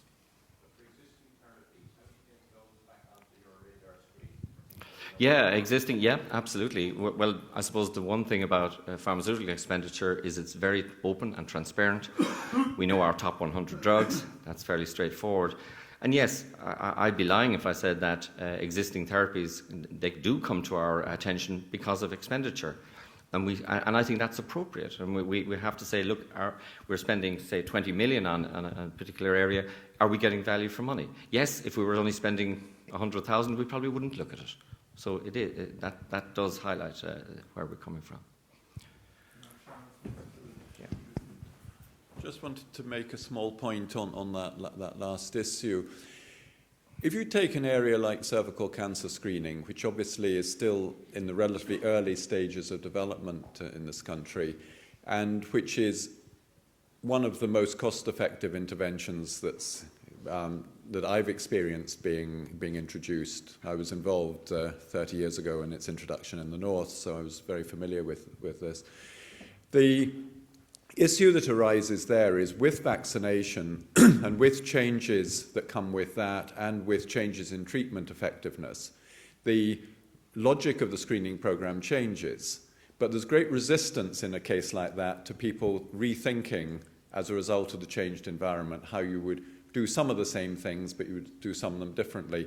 Similarly, if you look at breast cancer screening, it may well be that the improvements in the treatment effectiveness shift us towards a different model of screening from what we have at the moment, because in some senses the treatment has become too effective and it's no longer as useful as it used to be to get early detection. I often give the example, before I was allowed to be an undergraduate, I had to have a chest x-ray to be sure I didn't have TB. Now it would be considered to be child abuse to require anyone to have a chest x-ray unless there was some obvious reason for high risk. But we eliminated that because treatment of TB became more effective, not because it wasn't an effective way of detecting the disease. I think one of the difficulties is we get very hung up on existing approaches, even when the technology and the skills and everything else move on. And I think what's most difficult is not only to have a more mature debate, but to also have a debate that moves on as the evidence emerges, as skills change, as the environment changes, which is a lot of what the things you've been describing.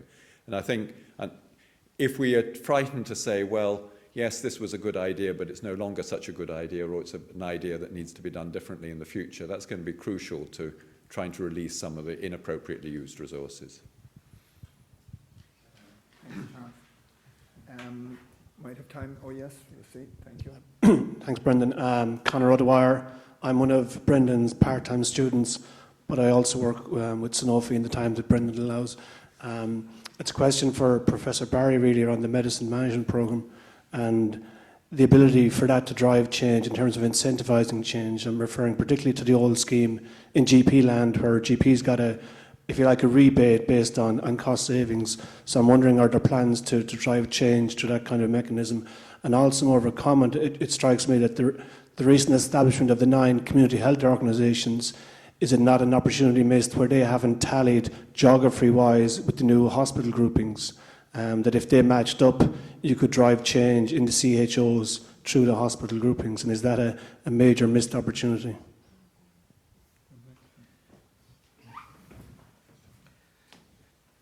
Yeah, I'll probably focus on the first one because in relation to incentivisation, yes, you're referring to the indicative drug target savings scheme introduced in 1993, and it certainly had an impact.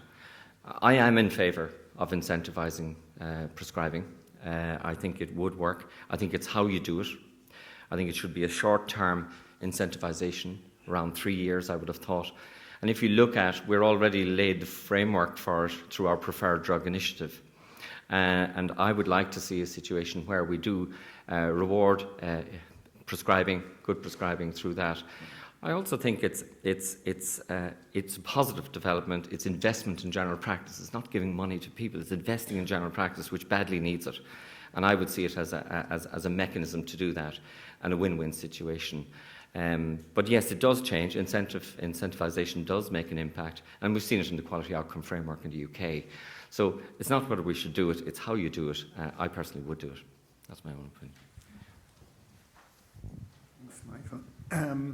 We're just about out of time. Oh yeah, we have time for one more question. So, and just hang on if you're gasping for a coffee. Sorry, Trevor Bacon is my name. I'm from Janssen. Thank you all for the presentations. My question is about patient involvement in HTA and evaluation. And Dr. Ryan, I'm aware of or most people will be aware of the stakeholder guidelines, but I'm just wondering about implementation of patient involvement in the process, and if maybe the panelists could give a sense of where things are at or how they see it developing. How could it be incorporated? And I suppose I'd probably speak for all of us when we say, I would like to think I speak for all of us when we say we probably don't want to see patients on the Joe Duffy show, but their voice should be heard or incorporated somehow. Maureen?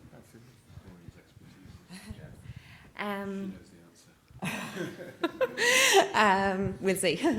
And yeah, I mean, you're right. We obviously have a strong, we're strongly in favour of stakeholder engagement in health technology assessment, and can see the benefits of involving not only patients but also clinicians, healthcare managers, people who are going to be charged with implementing a particular decision, and policymakers. How we do it in HICWA is for every HTA we set up an expert advisory group, and it's got representation from all of those stakeholders. So we'll have policymakers, healthcare managers, we'll have clinical experts in the area, but we'll always have patient representatives. For example, in the deep brain stimulation HTA, we had a representative from the patient representative group, so a professional, but we also had a patient. And that's very important about giving the patient perspective. The expert advisory group, how it operates is that it provides oversight to the whole process. It reviews the project plan, it reviews the inputs to the methodology, it reviews drafts of the report. It's also, in Ireland, it's very often our way to access data, because often the people we have in the expert advisory group are the people who are data holders in that particular area. And then it's also very important when it comes to implementation, because the people who have a key stake in whatever that decision is going to be, they've been with you as you've generated the evidence. Now, they don't always agree with us because they're an advisory group. We retain the decision making, if you like, in terms of the content of the report, and that's important for the integrity and the independence of the report. But they've come with you, they know how you have come to the advice that you have in your report. And then when that report then goes to inform the decision, they understand what's happening at every step of the way. I think that is really important. It's been shown to be important with implementation of HTA advice to date. I don't know whether Michael wants to comment on in the drug process or... I'm fine.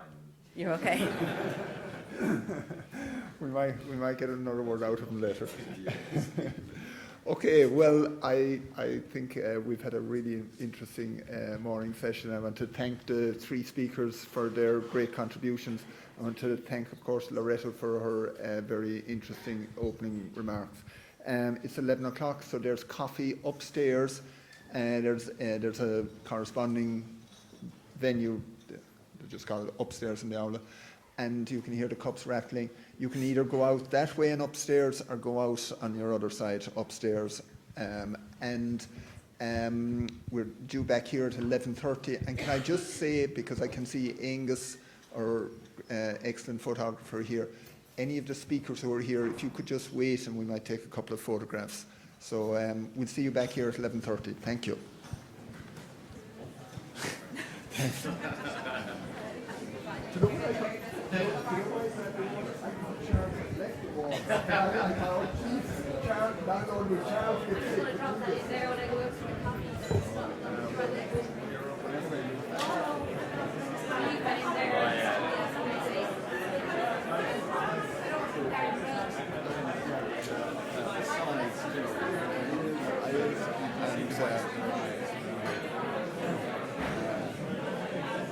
So Angus.